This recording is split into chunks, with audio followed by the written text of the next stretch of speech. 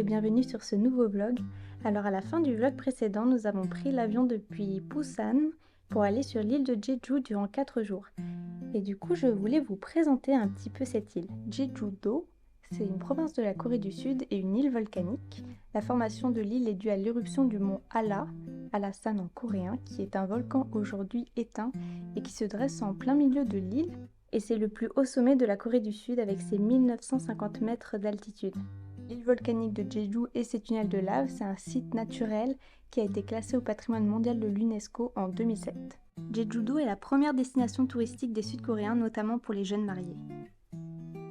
En termes de produits régionaux, Jeju est célèbre pour ses mandarines, Jeju Gamgyul, et ses sortes d'oranges d'origine japonaise qui ont cette forme particulière, un peu comme dans Animal Crossing quand on a les oranges parfaites, appelées alabong.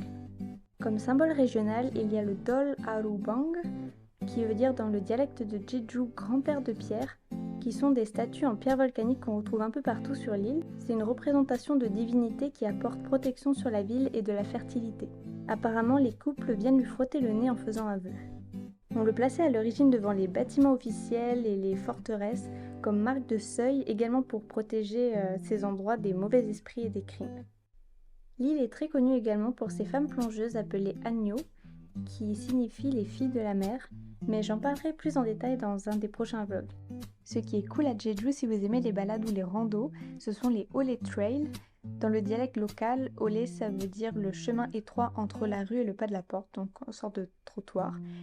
Et sur toute la côte de l'île s'étendent une série de sentiers pédestres qui traversent tous les paysages de l'île, comme les petits villages, les plages, les forêts, les fermes. Je vous ai mis le lien du site officiel des Ole Trail en barre d'infos si ça vous intéresse, pour découvrir toutes ces balades proposées. Jeju-do est surnommée l'île des trois abondances, Samda-do, en référence au vent, à la pierre volcanique et aux femmes plongeuses. En arrivant sur l'île la veille, nous avons pris le bus depuis Jeju-shi pour aller jusqu'à Seogwipo-shi. Seogwipo, c'est la deuxième plus grande ville de l'île et elle se situe tout au sud. Seogwipo était beaucoup plus conseillé que Jeju-ville pour son magnifique cadre, c'est pourquoi nous avons décidé de poser nos valises dans cette ville.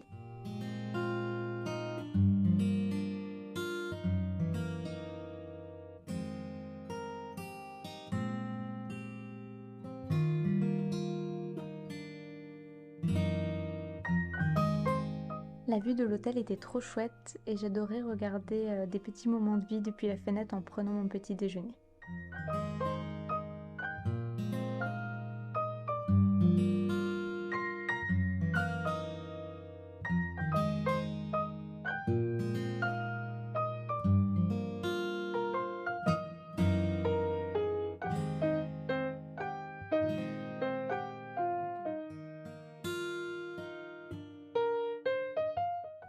Pour commencer notre journée, on est parti se promener dans les rues de la ville. On a vu des petits magasins trop mignons dans cette rue qui s'appelle Lee Jung-sop, qui est la rue un peu culturelle et artistique de Seogwipo.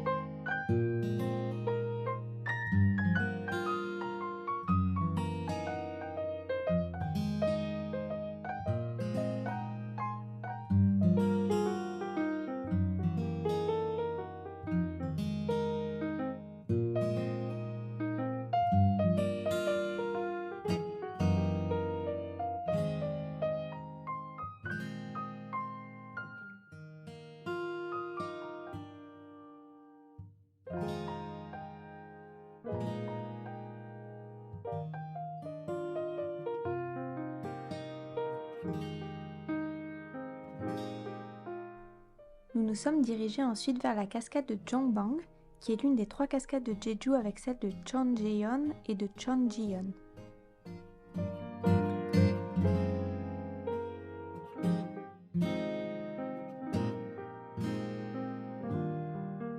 Mais avant d'aller la voir, on s'est arrêté manger juste avant l'entrée au restaurant Jejukot Sogipo Emul Ramyeon. Et on a commandé un ramen au poulpe et un assortiment d'aliments frits.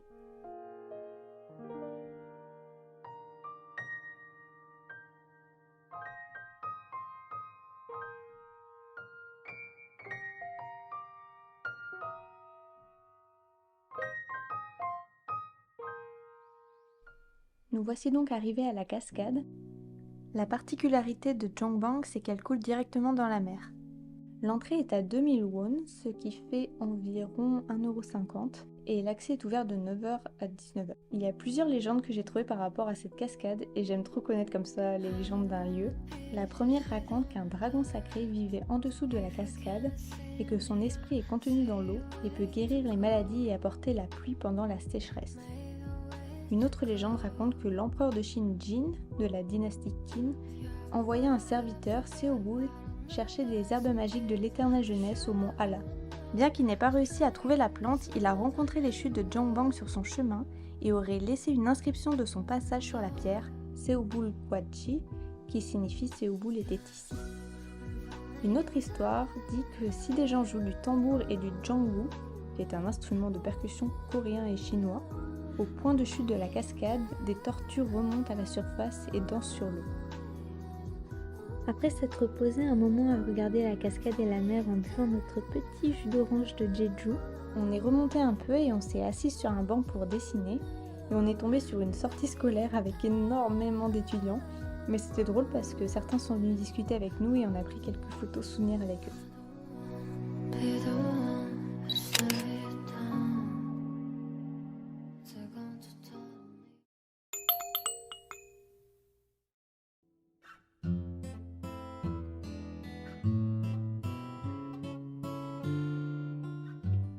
Ensuite, on est parti visiter le temple Yakchonsa. C'est un temple bouddhiste de l'ordre Jogye, qui est un ordre représentatif du bouddhisme coréen traditionnel.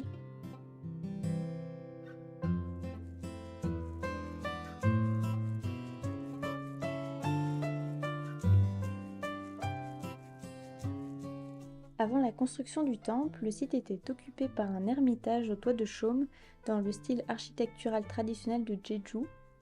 Le temple actuel est assez récent car sa construction a eu lieu en 82 jusqu'en 90, mais il a été construit dans le style des temples bouddhistes du début de la dynastie Joseon.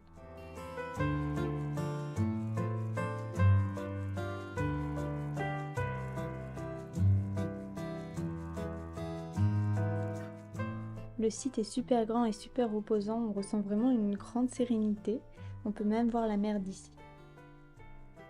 J'ai vu qu'il y a même la possibilité de séjourner dans le temple certains jours. Je vous ai mis le site web dans la barre d'infos, si jamais. En partant du temple pour aller voir la falaise avec les orgues volcaniques, on a croisé une mère et sa fille. La mère nous a demandé si on était aussi mère et fille, et elle était trop contente de pouvoir un peu discuter avec nous en anglais, c'était trop mignonne. Et du coup, elles nous ont prévenu que la falaise avec les orgues volcaniques était fermée à cette heure-ci. Et du coup, on a pris le bus pour rentrer. D'ailleurs, oui, je voulais vous parler rapidement des bus à Jeju. Beaucoup de gens qui viennent sur l'île louent des voitures pour se déplacer parce que c'est un peu plus pratique.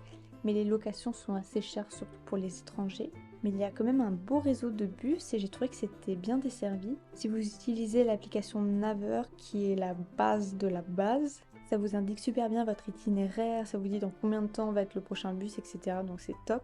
Et du coup, petit tips pour certains bus à Jeju, il se peut que, avant que vous ne validiez votre carte de transport, le conducteur vous demande quelque chose. Eh bien, il est sûrement en train de vous demander votre destination. Vous pouvez alors lui montrer votre arrêt sur l'application. Sinon, on ne peut pas valider notre carte. C'est pour vous éviter un grand moment d'incompréhension totale, surtout si vous ne parlez pas coréen, comme ça nous est arrivé.